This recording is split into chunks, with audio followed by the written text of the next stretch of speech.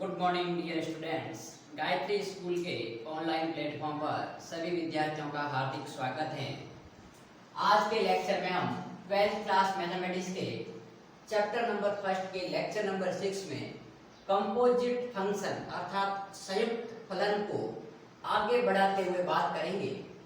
देखिए, कल के लेक्चर में अपन ने इंट्रोडक्शन ऑफ कंपोजिट फंक्शंस देखा था कि संयुक्त फलन किस प्रकार परिभाषित करते हैं और उसको किस सिंबल से अपन दर्शाते हैं। ठीक है, तो देखिए, मैंने आपको लास्ट टाइम में एक बात बताई थी कि मैंने एक एग्जांपल आपको लिया था कि आपके पास में जो f है वो सच दैट a से b में लाइज कर रहा है परिभाषित, एंड f ऑफ x बराबर मैंने कहा था क्या है 2x for all x belongs to a, and g such that आपके पास में b से c है, एंड g ऑफ x बराबर मैंने कहा था कि आपके पास में है x प्लस 5। ठीक है, इसमें जहां पर ये x है for all x belongs to किससे बिलोंग करेगा b से। अब मैंने इसको आपको ज्योमेट्रिकल बताई थी कि आपके पास में इसको ये मान लीजिए आपके पास में कोई सेट a है, ये सेट आपके पास में कोई b है, और ये आपके पास में कोई सेट c है।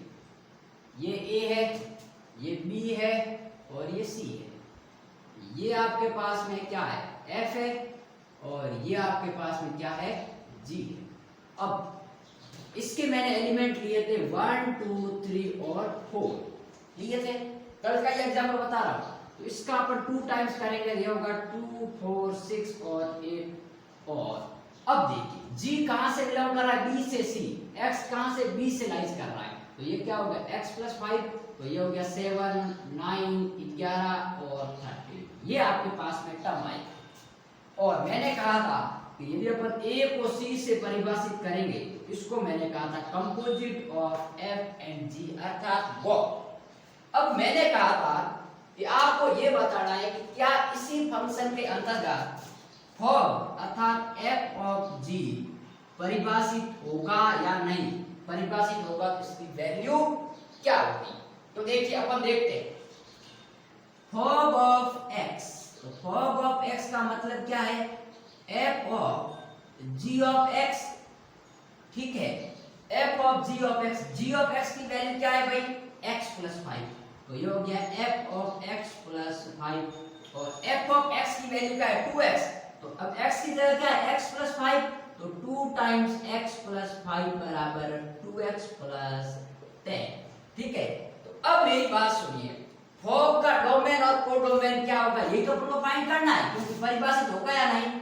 तो फॉर्म कहां से लाइज कर रहा है f of g of x, तो जो x की वैल्यू है वो इसका डोमेन होगा, मतलब b से तो परिभाषित होगी। अब किस में होगी वो अपन को देखना है। तो वो यदि यहां से देखे, यदि वो b से आ रही है, तो फॉर्म का मतलब आपके पास में क्या हो गया, इंटरवल क्या देगा, b की वैल्यू क्या है 2 4 6 और 8, और ये किस में परिभाषित होगा। तो पहले मैं फॉर्म ऑफ 2 निकालता हूं। तो देखिए, फॉर्म ऑफ यदि अपन 2 निकालेंगे तो क्या होगा, फॉर्म ऑफ x क्या है 2x प्लस 5, तो 2 दूनी 4 प्लस 10 बराबर 14। तो फॉर्म ऑफ 2 की वैल्यू आपके पास में क्या आ रही है, एक तो 14 आ रही है। इसी प्रकार में आगे 4 रखूंगा तो यह आएगा, लेकिन शब्द आपके पास में ना तो a में कोई एलिमेंट है, ना ही कोई c में एलिमेंट है, और ना ही कोई b में एलिमेंट है। अर्थात इस फंक्शन के अंतर्गत ऐसा कोई एलिमेंट ही नहीं है जो कि आपके पास में इसके कोडोमेन होने के नाते वो इसमें हो। अर्थात इस फंक्शन के अंतर्गत जो f और g परिभाषित है उसके अंतर्गत अपन फॉर्म को परिभाषित नहीं कर सकते। हालांकि कोडोमेन में इस फंक्शन को ये मान लूंगा, इसको निकालूंगा तो कोडोमेन आ जाएगा, लेकिन जो मैंने ये वैल्यू चूज की है उसके अंतर्गत ये शब्द नहीं आ रहा है, अर्थात इसका कोडोमेन अपन है ही नहीं। इस फंक्शन के अनुसार इसका कोडोमेन अपन ज्ञात नहीं कर सकते। तो इस कंडीशन में फॉर्म है वो परिभाषित नहीं होगा, डिफाइंड नहीं होगा। तो अपन क्या कहेंगे, फॉर्म आपके पास में परिभाषित नहीं है। अब मेरी बात सुनिए, यहां पर एक नई प्रॉब्लम है कि भाई कोई फंक्शन जो गिवन है तो उसमें प्रत्येक केस में ऐसा होता है कि आपके पास में फॉर्म परिभाषित हो लेकिन गॉ परिभाषित नहीं हो। तो देखिए, ऐसे कई केस होते हैं जिसमें गॉफ और फॉग अर्थात composite of F and G and composite of G and F दोनों परिभाषित होते हैं। और ऐसे भी कई केस होते हैं जिसमें आपके पास में किसी में फॉग परिभाषित है तो गॉफ नहीं होगा और किसी में गॉफ है तो किसी में फॉग नहीं होगा। अब मैं आपको इसी के बेस पर एक थ्योरम्स करवाऊंगा और उस थ्योरम से अपन वेरीफाई कर देंगे कि आपके पास में वास्तव में ऐसा होता है। तो देखिए मैं जो भी आपको टॉपिक बताऊंगा पहले उसका कंक्लूजन बताऊंगा कि ऐसा होता है और फिर उसको प्रूफ दूंगा। ठीक है, तो अपन के पास में मोड खड़ा हो गया कि जब गॉफ परिभाषित है तो ये जरूरी नहीं है कि फॉग परिभाषित हो। तो इसी को मैं एक थ्योरम के द्वारा समझाता हूं। देखिए समझते रहना, आपके एक एक कांसेप्ट क्लियर होते जाएंगे। तो अब अपन पढ़ेंगे प्रॉपर्टीज ऑफ कंपोजिट फंक्शन, संयुक्त फलन के गुणधर्म। ठीक है, तो अब मेरी बात सुनिए, मैं पढ़ता हूं। अपना क्या टॉपिक आ रहा है? प्रॉपर्टीज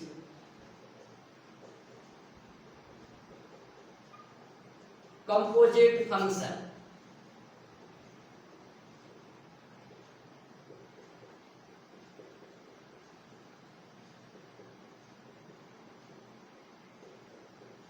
ठीक बात,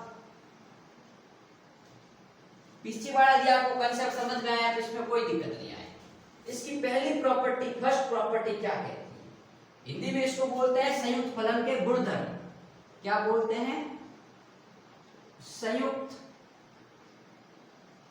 फलन के गुणधर्म। नहीं तो आप कहोगे सर आप हिंदी में पढ़ाते ही नहीं, इंग्लिश में लिखाते हो। अब मेरी बात सुनिए, क्या पहली प्रॉपर्टी क्या है कि संयुक्त फलन के द्वारा, संयुक्त फलन के द्वारा क्रम विनिमय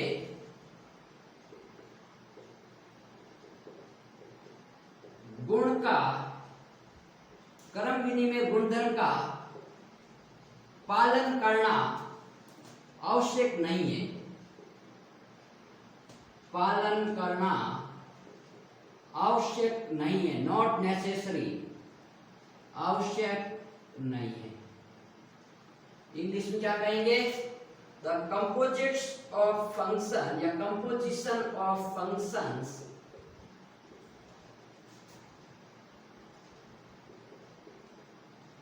इज नॉट नेसेसरली, नेसेसरी का मतलब होता है आवश्यक, नॉट नेसेसरली कम्यूटेटिव।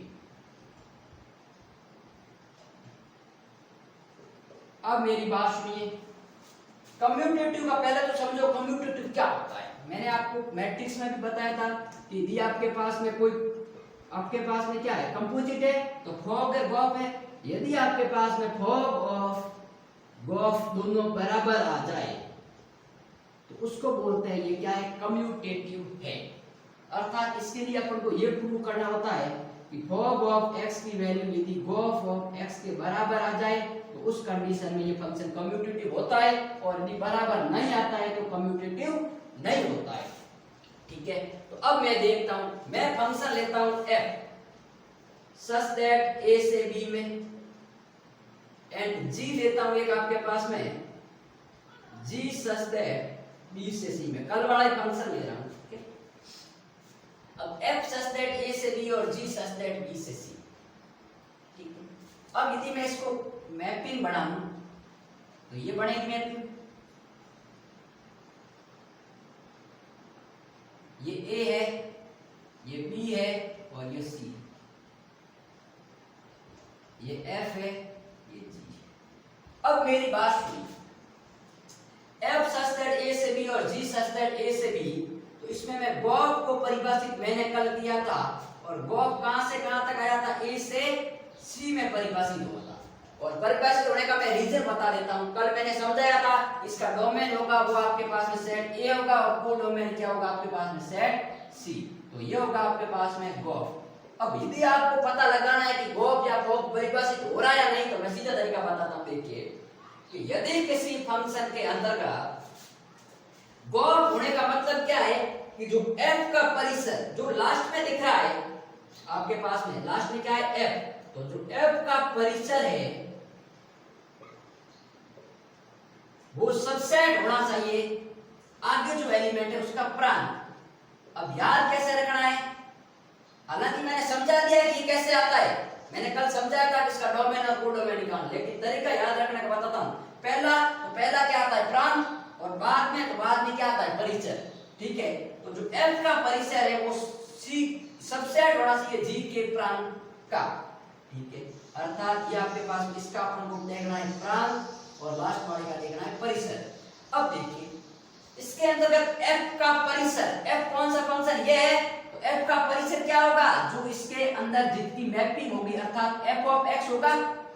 अरे भाई F का परिसर, क्योंकि B के जितने भी एलिमेंट होंगे वो परिसर नहीं होगा, B के जितने भी एलिमेंट होंगे वो कोडोमेन होगा। मुझे रेंज बताना है, तो रेंज क्या होता है, A सेट के जिन एलिमेंट की इसमें इमेज बन रही है, तो जो इमेज वाले एलिमेंट है वो रेंज होता है परिसर।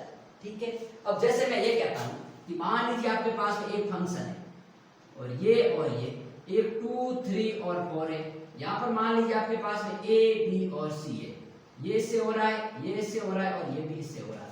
तो इसका मान लीजिए डोमेन क्या है, डोमेन है आपके पास में 2 3 और 4, और कोडोमेन क्या है भाई आपके पास में, कोडोमेन है A B और C, और रेंज क्या है, रेंज आपके पास में जो एलिमेंट इसके साथ जुड़े हुए हैं तो A और B। ठीक है, तो जो इसकी रेंज है F की रेंज क्या होगी, F ऑफ x होगी, और यदि वो सबसेट हो G का प्रांत, और G कहां से, यहां से यहां, तो G का प्रांत कौन सा होगा B, तो आपके पास में देखिए F का परिचय है F ऑफ x, और G का प्रांत क्या है, सेट B है। तो सेट B में ये तो आपके पास में f ऑफ x आएगा, क्योंकि यदि ये यहां से यहां परिभाषित होने का मतलब यही है कि f ऑफ x के सारे एलिमेंट B में है, B से बाहर तो नहीं जाएंगे, अर्थात मैं कह सकता हूं therefore f of x is subset of B। तो यदि आपके पास में f का परिसर G के प्रांत का सबसेट हो या बराबर हो तो गॉग परिभाषित है।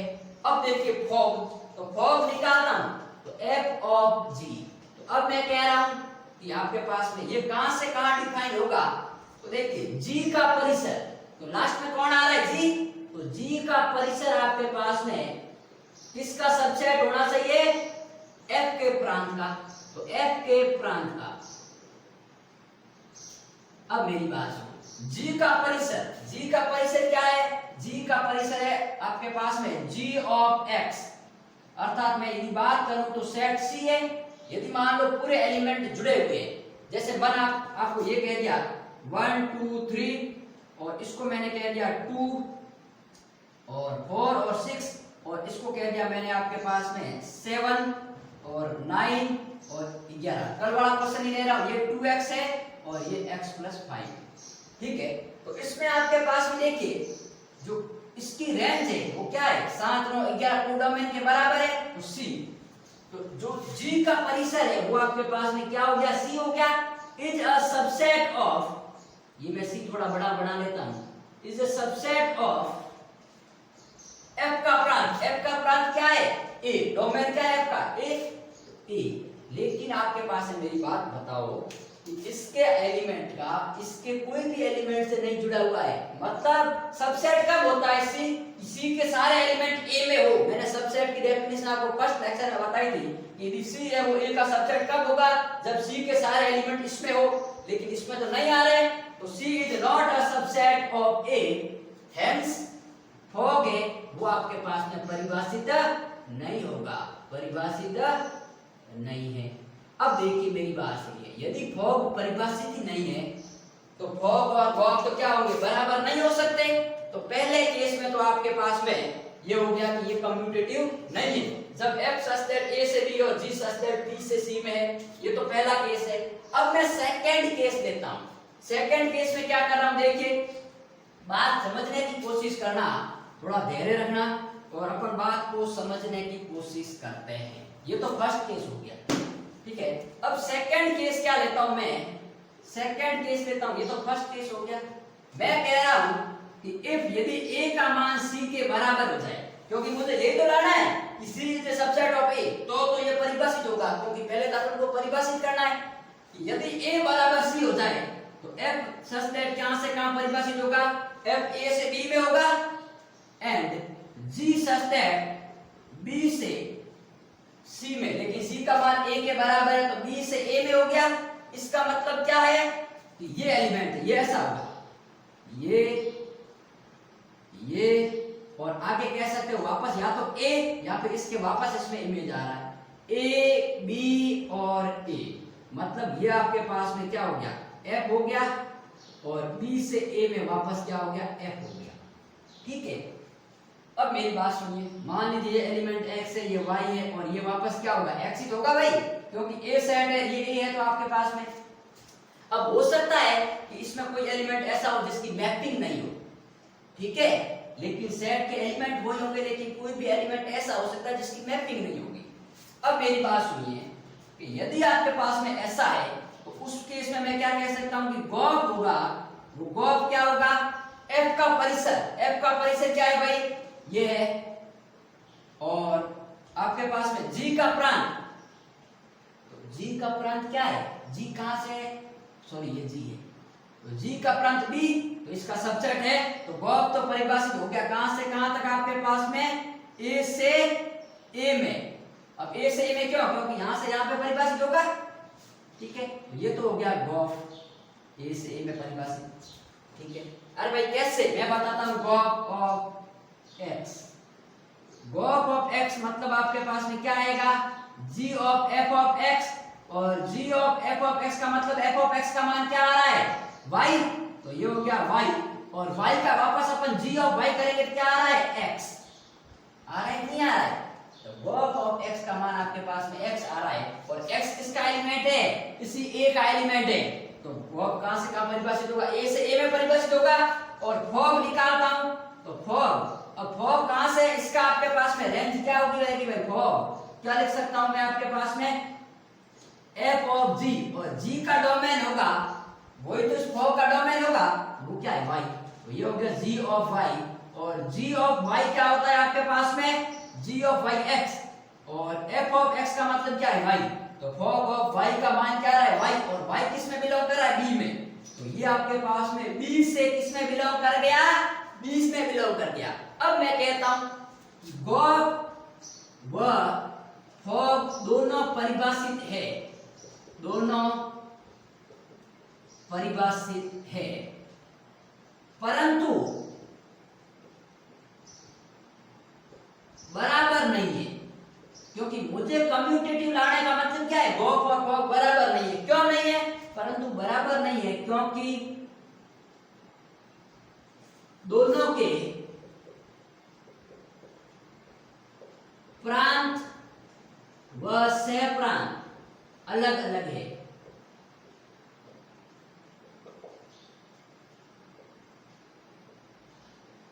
अरे भाई इसका प्रांत a है और सह प्रांत b है, और इसका प्रांत भी b है और सह प्रांत b, मतलब इसका जो रिजल्ट आएगा वो x आएगा और इसका रिजल्ट आएगा वो y आएगा, तो x और y आपके पास में बराबर नहीं है ना।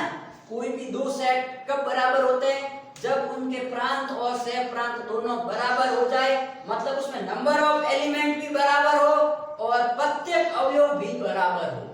ठीक है, और देखिए मैंने आपको बताया था इक्विवेलेंट रिलेशन और आपके पास में इक्वल रिलेशन, और इक्विवेलेंस फंक्शन और इक्वल फंक्शन, तो दो फंक्शन तुल्य कब कहलाते हैं और दो फंक्शन इक्वल कब कहलाते हैं, तो ध्यान रखना दो फंक्शन इक्वल कब कहलाते हैं, जब दोनों फंक्शन के प्रांत और सह प्रांत बराबर हो, अर्थात number of elements in two function are equal and वो जो एलिमेंट है वो एग्जैक्ट इक्वल होना चाहिए, यहाँ दो है तो यहाँ पर भी दो, यहाँ तीन है तो यहाँ पर भी तीन, मतलब प्रांत और सह प्रांत बराबर होंगे तो ही फंक्शन बराबर होंगे। और यहाँ पर इसका प्रांत a है, इसका b है, इसका सह प्रांत a है, इसका b, तो दोनों अलग अलग है, तो ये गॉप और फॉग है वो आपके पास में बराबर नहीं आ सकते, अर्थात कम्यूटेटिव नहीं है। तो दोनों केस में मैंने बता दिया, इसमें भी कम्यूटेटिव नहीं है, इसमें भी कम्यूटेटिव नहीं है। अब एक ऐसा केस आ जाए कि मैं p का मान भी a के बराबर कर देता हूं, मतलब तीनों को इक्वल कर देता हूं, तब ऐसा पॉसिबल हो सकता है क्या, तो देखते हैं। देखिए बात समझने की कोशिश करना, अपन बड़े कंसेप्ट पे जा रहे हैं, नहीं तो मैं चाहता था आपको सीधा भी बता देता कि आपके पास में ये गुणधर्म का पालन नहीं करता तो आपकी बात खत्म हो जाती, लेकिन ऐसा नहीं करना है, अपन को समझना है। तो देखिए मैं थर्ड केस लेता हूं, ए बराबर बी बराबर सी। यदि ए का मान, बी का मान और सी का मान तीनों बराबर आ जाए तो उस केस में देखिए, यहां से आप साफ कर लो, इसकी अपन को रिक्वायरमेंट नहीं है। तो इसमें एफ कहां से कहां लाइज करेगा, ए से ए, एंड जी कहां से कहां लाइज करेगा, ए से ए में। अब भाई टोटल ए बराबर बी बराबर सी, या तो टोटल ए में करेगा या टोटल बी में या टोटल सी में। तो देखिए फॉग है वो भी आपके पास में ए से ए में करेगा, और गॉफ है वो भी आपके पास में ए से ए में करेगा। अब मेरी बात सुनो, मैंने कहा था कि दो फंक्शन बराबर होते हैं जब उसके प्रांत और सह प्रांत बराबर होता है। अब यहाँ इसके प्रांत और सह प्रांत बराबर है, लेकिन फिर भी इस केस में कभी कभी आपको ऐसा मिलेगा कि दोनों फंक्शन इक्वल नहीं आएंगे, और कभी कभी आपको ऐसा मिलेगा कि दोनों फंक्शन इक्वल आ रहे हैं। तो इस केस के आधार पर अपन ये कह सकते हैं कि ये आपके पास में जो फंक्शन है वो कम्यूटेटिव प्रॉपर्टी बहुत ही रेयर केस में फॉलो करता है, लेकिन हर केस में फॉलो नहीं करता है। जैसे मैं एग्जांपल से समझाता हूं, आपको देखना, इसी कॉन्सेप्ट को मैं एग्जांपल से समझाऊंगा कि एक ऐसा एग्जांपल होगा जिसमें उसके डोमेन और कोड डोमेन इक्वल होने के बाद में भी वो फंक्शन कम्यूटेटिव नहीं आ रहा है और एक में आ रहा है। हालांकि यदि ये फंक्शन कंपोजिट नहीं होता तो आपके पास में उस केस में ये फंक्शन बराबर होता। मान लीजिए f और g है, इसके डोमेन और कोड डोमेन बराबर इसके हो जाए तो फंक्शन इक्वल होगा, लेकिन कंपोजिट में नहीं है, क्योंकि कंपोजिट में आपको मैंने कहा था कि कोई जरूरी नहीं है कि फॉग परिभाषित है तो गॉफ भी होगा, और कभी भी वैल्यू जरूरी नहीं है कि वो इक्वल आएगी। ठीक है, तो मैं इसको एक एग्जांपल के थ्रू समझाता हूं कि यदि आपके पास में दोनों गॉफ और फॉग है, इन दोनों के यदि आपके पास में डोमेन और कोड डोमेन इक्वल हो जाए तो किसी केस में तो आपके पास में ये कम्यूटेटिव होगा और किसी केस में कम्यूटेटिव नहीं होगा। तो अब अपन देखते हैं, एक एग्जांपल के थ्रू इसको समझने की कोशिश करते हैं।